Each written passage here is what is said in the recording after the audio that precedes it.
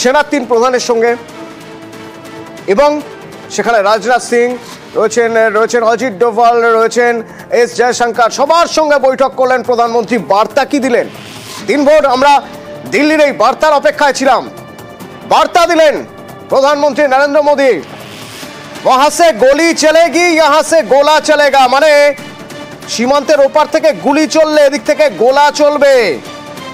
দাঁড়ান, এখানেই শেষ নয়, আরো বার্তা রয়েছে। পিওকে না ফেরালে কোনো আলোচনা নয়, এবং মধ্যস্থতাকারী হিসেবে কাউকে প্রয়োজন নেই। অত্যন্ত গুরুত্বপূর্ণ 3টি পয়েন্ট।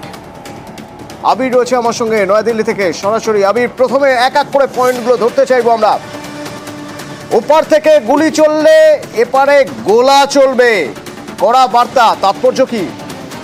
প্রথমত হচ্ছে ভারত সন্ত্রাসবাদীদের বিরুদ্ধে লড়াই একই সুরে চালিয়ে যাবে। যে লড়াই শুরু করা হয়েছে সেই লড়াই থামার কোনো ইঙ্গিত নেই, এবং সেই কারণেই সেনাকে প্রস্তুত থাকতে বলা হয়েছে। অতনু, আমরা যখন দুপুরবেলা আমি কথা বলছিলাম তখনই আমরা উল্লেখ করছিলাম যে এদিনে একে একে বৈঠকের মধ্যে যখনই প্রতিরক্ষা মন্ত্রী এবং বিদেশ মন্ত্রীকে ডেকে আনা হয়েছে, তার মানে ভারতের তরফ থেকে কি সিদ্ধান্ত হতে চলেছে আগামীকালের বৈঠকের আগে সেটাকে আন্তর্জাতিক স্তরে এমনকি ভারতের যারা মানুষ রয়েছেন তাদের প্রত্যেকের কাছে জানিয়ে দেওয়া হবে। এবং সেই সংক্রান্ত বার্তা দিতে গিয়ে এদিনকে পরিষ্কার করে দিয়েছেন, যেটা সূত্র মারফত জানা যাচ্ছে, যে যদি গুলি চালায় তাহলে ভারতীয় সেনা পাল্টা গোলা চালাবে। এবং যেভাবে জঙ্গি ঘাঁটি পাকিস্তানের মাটিতে ঢুকে ভারত কার্যত ঘুরিয়ে দিয়ে এসছে, ঠিক একই রকম দশা করা হবে সন্ত্রাসবাদীরা যেখানেই থাকবেন পাকিস্তানে তার বিরুদ্ধে। অর্থাৎ একদম পরিষ্কার বার্তা, ভারত সন্ত্রাসবাদের বিরুদ্ধে যে লড়াই শুরু করেছে সেই লড়াই চলবে, লড়াই থামার বা পিছিয়ে আসার কোনো ইঙ্গিত নেই। আমি আরেকটা পয়েন্ট, সেকেন্ড পয়েন্ট, পিওকে না ফেরালে আলোচনা নয়, কতটা তাৎপর্যপূর্ণ? অবশ্যই গুরুত্বপূর্ণ। তুমি জানো যে 2014 থেকেই এই দাবির কথা বারবার ধরে উঠে এসছে, এবং তুমি জানো যে 370 ধারা নিয়ে যখন সংসদের মধ্যে লোকসভা এবং রাজ্যসভাতে বারবার আলোচনা হয়েছিল, তখনও কেন্দ্রীয় সরকারের তরফ থেকে পরিষ্কার করা হয়েছিল যে পিওকে দখল ভারত নিতে চায় এবং সেটা তাদের নিজেদের কাছে তারা ফিরিয়ে নেওয়ার জন্য যে ধরনের লড়াই করতে হবে সেই ধরনের লড়াই তারা চালাবে। ভারতের পরিষ্কার বক্তব্য যে সন্ত্রাসবাদীদেরকে বারবার ওই জায়গাতে আশ্রয় দেওয়া হচ্ছে, সেই জায়গা থেকে বারবার ধরে ভারতকে নানা রকম অত্যাচার সহ্য করতে হয়েছে। বহু সময় দাঁড়িয়ে সন্ত্রাসবাদীদের বিরুদ্ধে একাধিকবার প্রমাণ দেওয়া হলেও সেই প্রমাণ তারা কখনো গ্রাহ্য করেনি। এবং এই যে অকুপায়েড যে কাশ্মীর পাকিস্তানের তরফ থেকে রয়েছে সেটা আসলে ভারতের অংশ, এবং সেটাকে ছিনিয়ে নেওয়ার বর্তমানে সময় এসেছে। এবং সেইটা করতে গিয়ে ভারতের তরফ থেকে যে ধরনের দৌত্য, অর্থাৎ কূটনৈতিক দৌত্য এবং প্রতিরক্ষা সংক্রান্ত বিষয় সেটা যে শুরু হয়ে গিয়েছে সেটা কার্যতই বার্তার মধ্যে দিয়ে পরিষ্কার। আবির, আমরা দেখেছি গতকাল প্রথম ডোনাল্ড ট্রাম্প পোস্ট করেন যে দুই দেশ তাদের মধ্যে সিজ ফায়ার করছে, এটায় তিনি অত্যন্ত খুশি। এবং প্রথম যখন এটা আমাদের ব্যাপার নয়, নাক গলাবো না, আমেরিকা বলেছিল, তারপরে আমেরিকা বললো যে আমরা মধ্যস্থতায় রাজি। ঠিক এই জায়গা থেকে প্রধানমন্ত্রী নরেন্দ্র মোদীর বক্তব্য, মধ্যস্থতাকারী হিসেবে কাউকে প্রয়োজন নেই, জঙ্গি ফেরানোর কথা বললে আলোচনা। কি বলবে? প্রথমত হচ্ছে ট্রাম্পের টুইটের আগেও তুমি দেখেছো ভেন্স, তার সঙ্গেও এক দফা কথার কথা বলা হয়েছিল। এছাড়া হচ্ছে আমেরিকার তরফ থেকে বিভিন্ন রকম ভাবে যোগাযোগ করা হয়েছিল বলে তাদের তরফ থেকে উল্লেখ করা হচ্ছে। ভারতের পরিষ্কার বক্তব্য হচ্ছে ভারত সন্ত্রাসবাদীদের বিরুদ্ধে লড়াই করছে। ভারতের পরিষ্কার বক্তব্য হচ্ছে পেহেলগাঁওয়ের ঘটনার পর ভারত এই লড়াইটা শুরু করেছে। ভারতের পরিষ্কার বক্তব্য হচ্ছে ভারত সন্ত্রাসবাদীদের ঘাঁটি গুড়িয়ে দিচ্ছে যা পাকিস্তানের মধ্যে ছিল, এবং তার তথ্য প্রমাণ ভারতের কাছে রয়েছে। এক্ষেত্রে তৃতীয় কোনো দেশ বা তৃতীয় কোনো শক্তি ঢুকে তারা কেন এই গোটা বিষয়টি নিয়ে মধ্যস্থতা করার চেষ্টা করছে। ভারত এই নিজের লড়াইটা নিজে লড়তে পারে, এবং ভারত এই মুহূর্তে অত্যন্ত শক্তিশালী একটি দেশ, সেই লড়াইটা লড়ার জন্য ভারত নিজে থেকে প্রস্তুত রয়েছে। একই সঙ্গে দিনকে উল্লেখ করা হয়েছে যে সৌদি তারাও বিভিন্ন রকমের বার্তা পাঠানোর চেষ্টা করেছিল, সঙ্গে তারা কথা বলেছে, পাকিস্তানের সাথে কথা বলেছে। গতকাল চীনকে দেখতে পাওয়া গিয়েছিল, তারা পাকিস্তানের সঙ্গে কথা বলেছে, পরবর্তী সময় অজিত ডোভালের সাথে কথা বলেছে, এবং সেখানেও অজিত ডোভাল তাদেরকে ইঙ্গিত দিয়েছিলেন যে যুদ্ধটা ভারতের কোনো চয়েস নয়।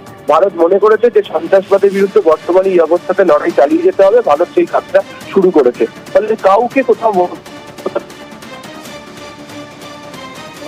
আবির কোথাও কানেক্টিভিটির সমস্যা হচ্ছে, আবিরের সঙ্গে পরবর্তীতে যোগাযোগ করবো। তার আগে আপনাদের একবার জানিয়ে রাখি, আমরা গুলি চললে এপার থেকে গোলা চলবে এই প্রসঙ্গে আমরা অবসরপ্রাপ্ত বিএসএফ কর্তা সমীর মিত্রর সঙ্গে যোগাযোগ করেছিলাম।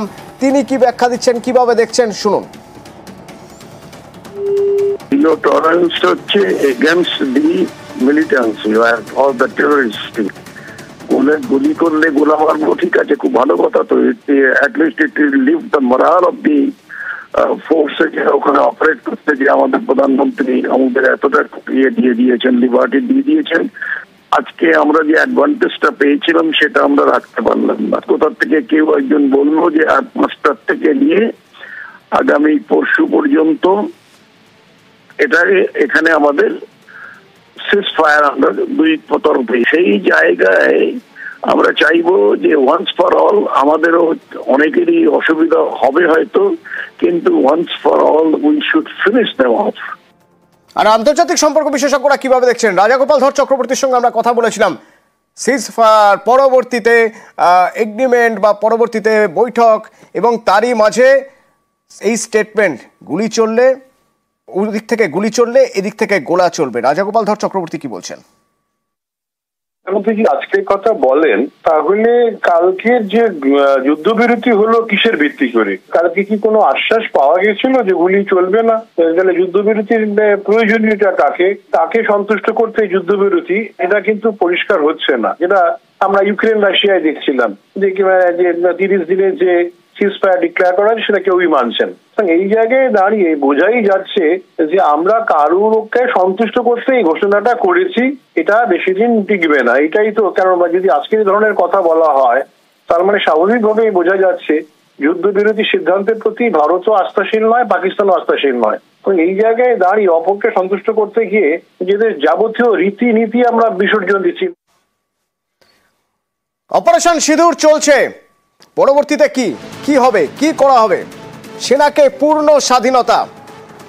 একটা এক্স হ্যান্ডেল পোস্ট আপনাদের দেখাই, যেখানে বলা হচ্ছে যে পুরো অথরিটি দেওয়া হয়েছে, পূর্ণ স্বাধীনতা দেওয়া হয়েছে আর্মি কমান্ডারদের। যে কাউন্টার অ্যাকশন কি হবে, এই পরিস্থিতিতে কাউন্টার অ্যাকশন কি হবে, তার পূর্ণ স্বাধীনতা তাদের দেওয়া হলো।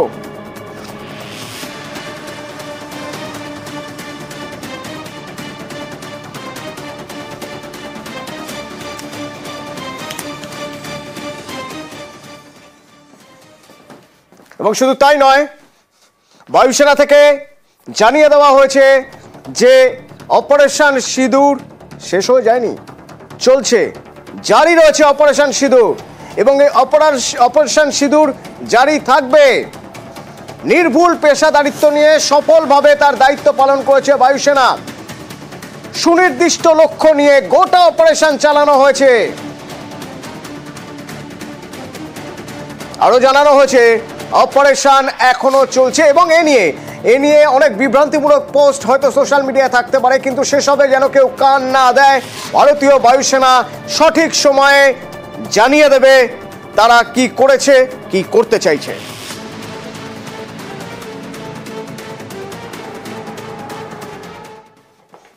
যারা সিঁদুর মুছেছিল তাদের মুছে দেওয়ার অপারেশনের নাম অপারেশন সিঁদুর।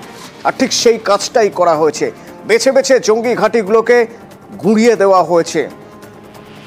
ট্যাকটিক্যালি নির্দিষ্টভাবে সুনির্দিষ্টভাবে অপারেশন চালিয়ে ঠিক ঠিক জায়গা একেবারে ধুলোয় মিশিয়ে দেওয়া হয়েছে। প্রতিরক্ষামন্ত্রী রাজনাথ সিং কি বলছেন শুনুন। जिन भारत विरोधी और आतंकी संगठनों ने भारत माता के मस्तक पर हमला करके कई परिवारों के सिंदूर मिटाए थे, उन्हें भारतीय सेना ने ऑपरेशन सिंदूर के माध्यम से इंसाफ दिलाने का काम किया है। ऑपरेशन सिंदूर सिर्फ एक सैन्य कार्रवाई भर नहीं है, बल्कि भारत की राजनैतिक, सामाजिक और सामरिक इच्छा शक्ति का प्रतीक है। भारत आतंकवाद के खिलाफ जब भी कोई कार्रवाई करेगा तो आतंकवादियों और उनके आकाओं के लिए सरहद पार की जमीन भी सुरक्षित नहीं रहेगी। हमने उनके आम नागरिकों को कभी निशाना नहीं बनाया था, मगर पाकिस्तान ने न केवल भारत के नागरिक इलाकों को निशाना बनाया, बल्कि मंदिर, गुरुद्वारा, गिरजाघर पर भी हमले करने का प्रयास किया। हमने केवल सीमा से सटे सैन्य ठिकानों पर ही नहीं कार्रवाई की, बल्कि भारत की सेनाओं की धमक उस रावलपिंडी तक सुनी गई, जहां पाकिस्तानी फौज का हेडक्वार्टर मौजूद है। এখানেই শেষ নয়, আরো কড়াভাবে নির্দিষ্টভাবে জানালেন প্রতিরক্ষামন্ত্রী রাজনাথ সিং। সন্ত্রাস রুখতে जीरो टॉलरेंस। भारत में आतंकवादी घटनाएं करने और कराने का क्या अंजाम होता है, यह पूरे विश्व ने उरी की घटना के बाद देखा, जब हमारी सेना ने पाकिस्तान में घुसकर सर्जिकल स्ट्राइक की। पुलवामा के बाद देखा, जब बालाकोट पर एयर स्ट्राइक की गई। और अब पहलगाम की घटना के बाद दुनिया देख रही है कि जब भारत ने पाकिस्तान के भीतर घुसकर मल्टीपल स्ट्राइक्स की हैं। आतंकवाद के खिलाफ जीरो टॉलरेंस की नीति पर चलते हुए यह नया भारत है जो आतंक के खिलाफ सरहद के इस पार और उस पार दोनों तरफ प्रभावी कार्रवाई करेगा। यह हमारे प्रधानमंत्री जी ने स्पष्ट रूप से यह संदेश दे दिया। इंडियन आर्म्ड फोर्सेस पूरी तरह से तैयार है। पाकिस्तान की ओर से घोर उल्लंघन हो रहा है। आतंकवादियों और उनके आकाओं के लिए सरहद पार की जमीन भी सुरक्षित नहीं रहे।